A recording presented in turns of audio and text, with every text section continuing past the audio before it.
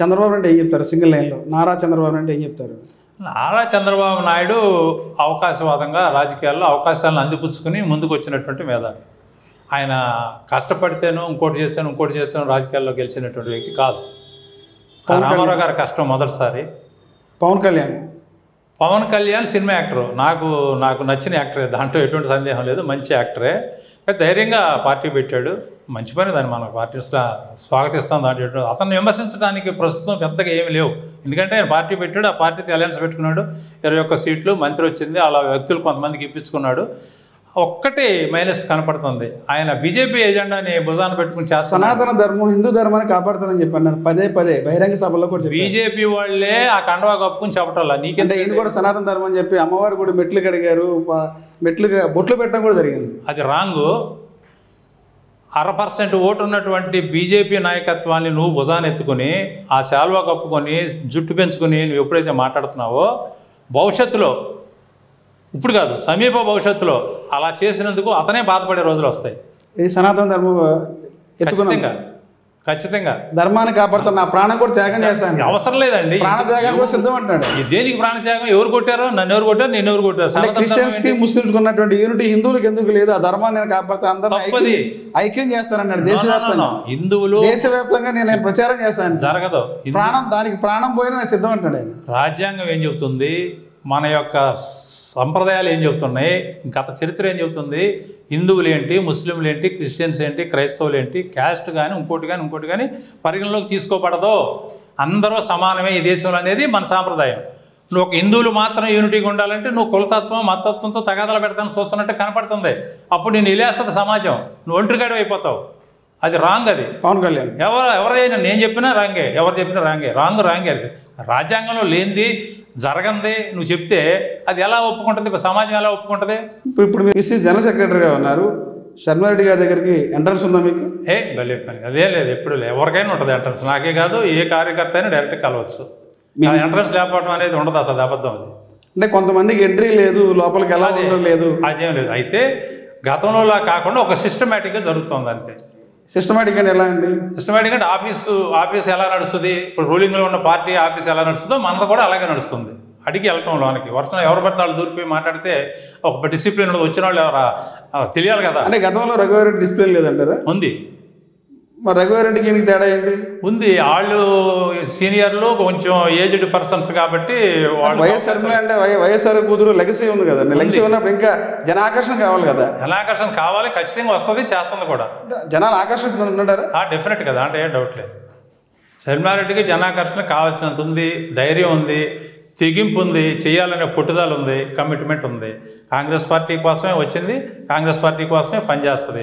ఈ రాష్ట్రంలో ఉన్నటువంటి రాజకీయ పొలిటికల్ సినారియాలో మీరు తెలుగుదేశం తీసుకోండి, వైసీపీ తీసుకోండి, కమ్యూనిస్టులు, మన జనసేన తీసుకోండి, బీజేపీ తీసుకోండి, ఎవరైనా తీసుకోండి, ఏ నాయకుడు కానీ షర్మిలారెడ్డితో పాటు పబ్లిక్ మీటింగ్లో మాట్లాడగలిగితే విషయాల మీద సమస్య లేదు, వితౌట్ పేపర్. అంటే షర్మిలారెడ్డి గారు మీలాంటి సీనియర్ నాయకులు మాట పరిగణలో తీసుకుంటారా? ఖచ్చితంగా. మాట వింటారా? ఖచ్చితంగా. మీకు ఒక మాట చెప్పాలి, ఇక్కడ మీరు చెప్పే సలహాలు తీసుకోవడానికి ఉంటుందా సీనియర్? ఖచ్చితంగా. ఇప్పుడు నా జిల్లాకు సంబంధించినంత వరకు అంటే నాయకులను పట్టించుకోవట్లేదు, సీనియర్లను దగ్గర రావట్లేదు, దూరం పెడతారు అనేది ఒక ప్రచారం. అది అతి కొద్ది మందినే, కొంత కోటరీ అనేది ఉంది కాంగ్రెస్ పార్టీలో కోటరీ ఉంది. ఆ కోటరీ చెప్పిన మాటలే షర్మిలారెడ్డి పరిగణలో తీసుకుంటున్నారు అనేది. నేను మొన్న పార్టీలో నాయకులే చెప్తా, అది కూడా చెప్తాను. 24 ఎలక్షన్స్లో నేను జిల్లా ప్రెసిడెంట్గా ఉన్నాను. జిల్లా ప్రెసిడెంట్గా ఉండి ఒక పార్లమెంటు 7 ఎమ్మెల్యేలు ఉంటారు. నాకు సంబంధించినంత వరకు, కృష్ణా జిల్లాకు సంబంధించినంత వరకు 7 పేర్లు ఇచ్చాను. అంటే 3 పేర్లు ఇవ్వాలి, ఒక్కొక్క పేరుకి 3 ఇవ్వాలి, పార్లమెంట్కి ఇవ్వాలి, అలాగే ఎమ్మెల్యేలకు కూడా ఇవ్వాలి. నేను అలా కాకుండా సెలెక్టివ్గా పార్లమెంట్కి ఒకటే పేరు, ఎమ్మెల్యే సీటుకి ఎక్కడైనా 1, 2 తప్పితే 3వ పేరు లేదు, 2 మ్యాక్సిమం, 1 ఎక్కువ అట్లా ఇచ్చాను.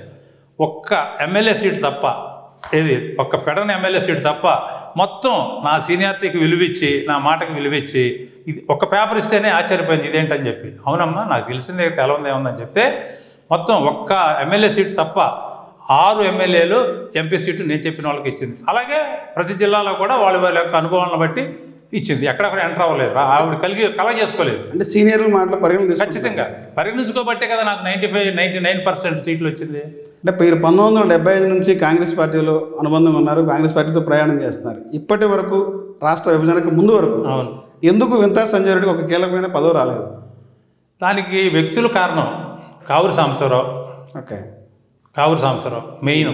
నాకు కావూరి సాంబశివరావుకి పొలిటికల్గా నా ఎడ్యుకేషన్ నుంచి కూడా ఆయన అంటే వ్యక్తిగతంగా నాకు ద్వేషం లేదు, గౌరవమే. నాతో బాగానే ఉండేవాడు పైకి, కానీ పైకి బాగానే ఉండేవాడు. పొలిటికల్గా వచ్చేతలకి ఆయన మనసులో ఏం పెట్టుకున్నాడో మనకు తెలియదు. కానీ తర్వాత మన రాజకీయంగా తొక్కేయడానికి ఆయన ప్రయత్నించాడు. ఎంత తొక్కితే అంత మనం పైకి, పార్టీలో మనం పైకి లేచాం తప్ప తగ్గలేదు. ఆయన మెయిన్. ఇంకా తర్వాత ఉన్నారు ఒకళ్ళిద్దరు పేర్లు చెప్తే దాదాపు 75 నుంచి అంటే 2024 అంటే దాదాపు 54 సంవత్సరాలు. కరెక్టే. ఈ 54 ఏళ్లలో ఒక కీ రోల్ అనేది సంజయ్ రెడ్డికి ఎందుకు రాలేదు?